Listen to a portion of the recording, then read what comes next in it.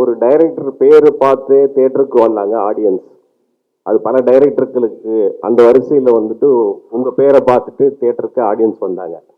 இப்போ நீங்க திடீர்னு வந்து நடிகராயிட்டதுனால சொகுசா வந்துட்டு நடிச்சுட்டு போயிடலான்ட்டு நினைச்சு அந்த கிரியேட்டர் உங்களுக்குள்ள இருக்கிறவர் இருக்காரா, இல்ல அவர் வந்து ஓய்வு எடுத்துட்டு நடிகரா மாறிட்டாரா, முழு நேரம் நடிகரா?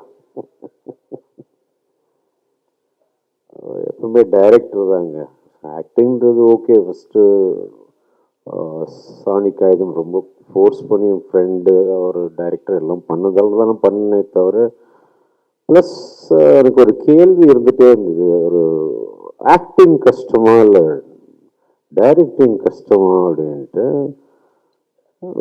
சரி பார்க்கலாம், நடித்து பார்த்தா தான் தெரியும் போல இருக்கு அப்படின்னு பார்த்தோன்னே ஒரு 5-6 நாள் ஷூட்டிங் கழிச்சு அட கடவுளே, ஆக்டிங்ல இவ்வளோ ரெஸ்பான்சிபிலிட்டிஸ் இருக்கா? கையை பார்த்துக்கணும், காலை பார்த்துக்கணும், மூஞ்சியை பார்த்துக்கணும், அங்கே பார்த்துக்கணும், இங்கே பார்த்துக்கணும். நம்ம பாட்டுக்கு ஒரு கிரிஞ்சு நம்ம ஒரு படம் எடுக்கிறது வேற.